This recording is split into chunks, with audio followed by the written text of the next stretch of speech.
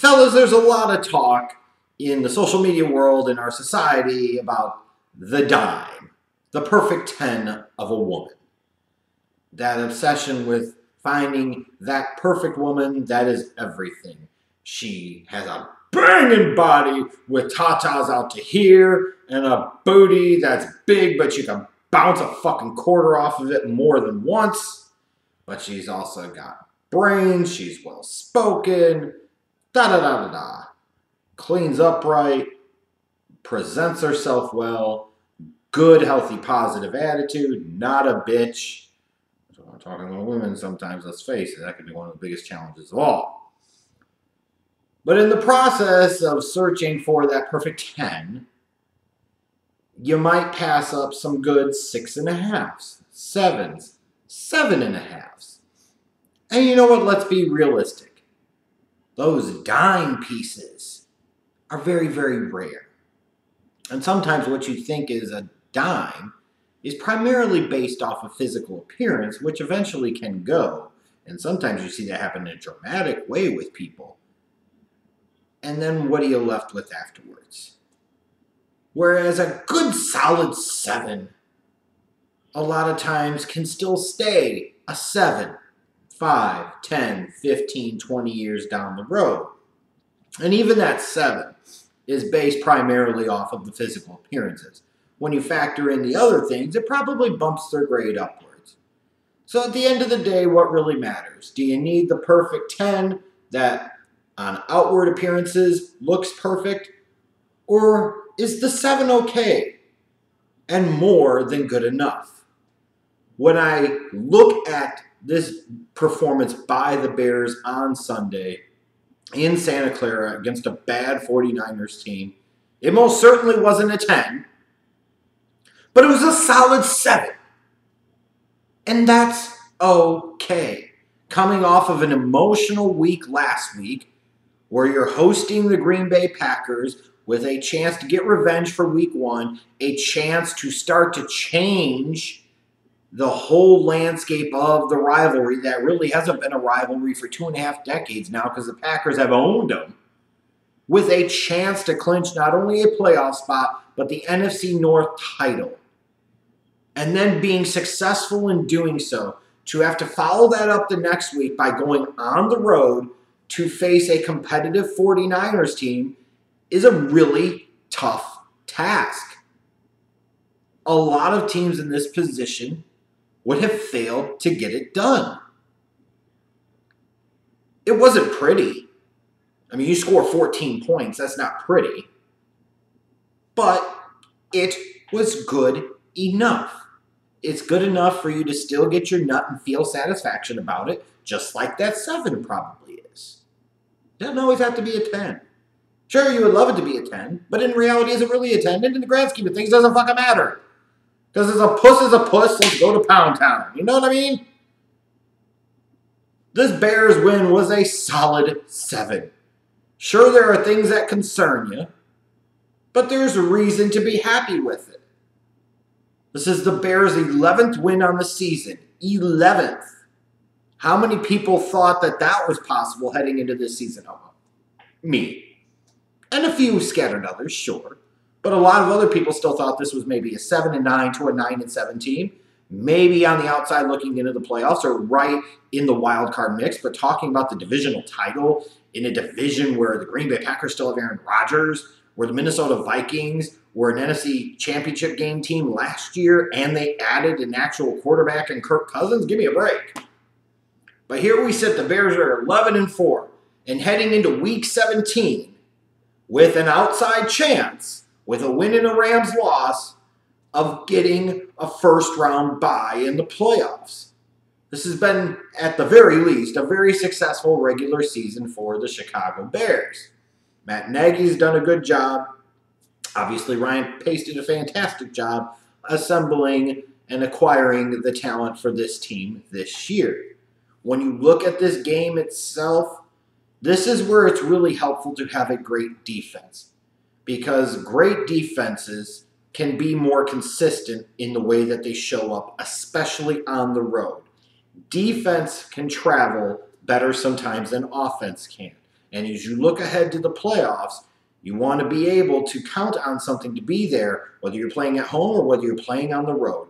And the Bears defense can show up. And it showed up on Sunday. You could say, well, the 49ers don't have much offensively. The 49ers have a low-level quarterback, and these things are true. But they're a well-coached team, and they play hard, and they can be scrappy. And they were definitely scrappy with the Bears on Sunday. There's no question.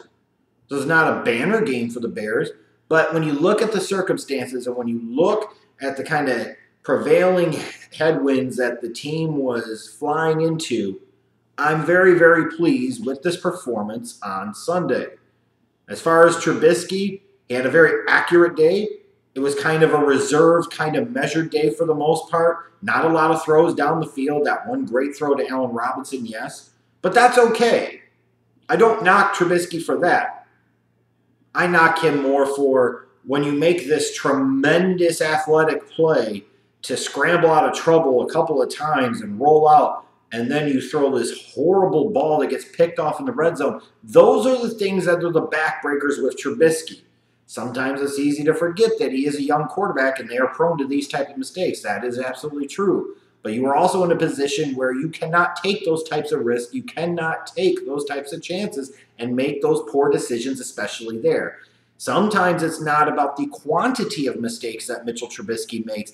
It's about the quality of the mistakes and how bad they are and where they happen in the moments in time that they do. Thankfully, that INT got wiped out, but you also had the really bad play call that Trubisky ultimately threw to Tariq Cohen, and Tariq Cohen didn't hold on to the damn ball. As much as anything else, I put that blame solely on Matt Nagy.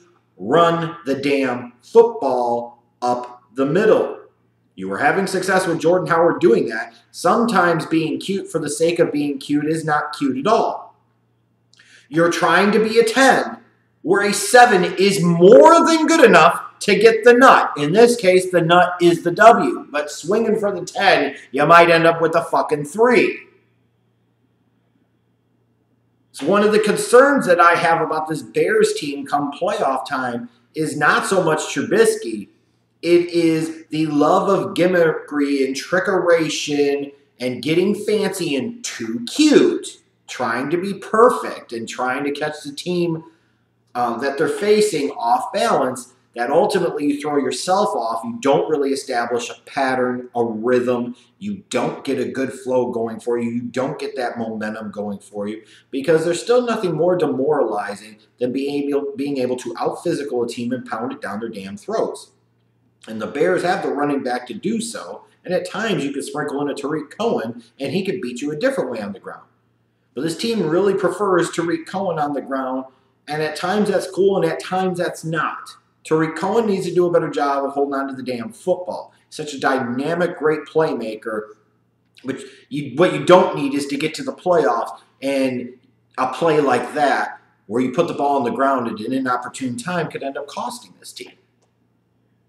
You just can't have that. And then late in the game, Allen Robinson, it's a big play. Trubisky makes a good, solid throw. Allen Robinson's got the first down. Game is over. Get the hell down. And instead, he's holding the freaking football out and trying to make a big play. Don't. Just get down. Game is over. You have to have situational awareness. That, to me, you could say is on the coaches, and in part that's true. But that's also on the players, too. You have to know the game. I understand the instinct of, I'm open.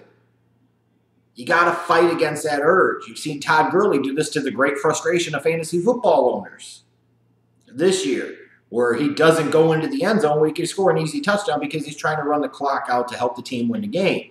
That's a great football player with tremendous football IQ. I wish Allen Robinson would have demonstrated better football IQ there, because it almost cost this team this game. What also can almost cost this team this game, but more importantly, a big game later on down the road, is Cody Parkey. Now, for a lot of the Bears fans that want to cut Cody Parkey at this point, in an ideal world, sure, the guy stinks. And you sit there and you watch Robbie Gould, of course he's good as gold. It's one of Ryan Pace's single dumbest decisions he ever made, was to cut Gould for a couple million in salary cap space, and look where you're at now. That said, there's no Robbie Gould out there on the open market. You cut Cody Parkey now, you have no guarantee the guy that comes in is battle tested. You could sit there and bring somebody in and they make a couple of kicks in week 17, but you get in the playoffs and they go 1 for 4 and they miss 3 off the fucking uprights. That terrifies me, the thought of Cody Parkey having to hit a big kick in the playoffs. That's going to have to happen. But I just have to go spectacles, testicles, wallet, and watch. And I hope to God, ugh, that he can get it done. But does that make me nervous? Hell yeah, it makes me nervous. Would I like to have seen the Bears go out there and eliminate all doubt early against this 49ers team that has nothing to play for? Absolutely. Should they have been better? Yeah, damn right they should have. But they were good enough to get the job done. And as far as week 17 goes, if anything, one of the positives to me about this week 16 performance is that they won, but they didn't look great doing it. So because they won, they still technically have a chance to get a first-round bye in the playoffs. You have to play for that. You have to play to try and beat the Vikings. And also, based off of the way your starters played in week 16, you can't sit there and feel too confident about them heading into the playoffs. Yes, one game, granted, but you need to play in week 17. You cannot afford to take the foot off the accelerator, and then you get into the wild card round. Let's say you don't get that first round bye and you come out flat, and then somebody like Minnesota beats your ass in Soldier Field. This can't happen. The starters got to play, and they got to play all the way. Unless that game is in doubt, no longer in doubt one way or another, the starters must play. And if somebody gets injured, fuck it. Somebody gets injured. Somebody could get injured in a walkthrough or something. Somebody could get injured slipping on ice. Just an easy practice, he could tear up a knee. You can't be scared. You can't be afraid. Because a lot of times these teams that rest their players get burned in the process come the playoffs. But nonetheless, you look at this game, and there are things to like, there are things that concern you. But by God, it feels good. The Bears are 11-4. They're divisional champs, and even heading into week 17, they still have at least an outside chance of a first-round bye. This has been a good year. Let's hope the hits keep on rolling. Bear down, bitches!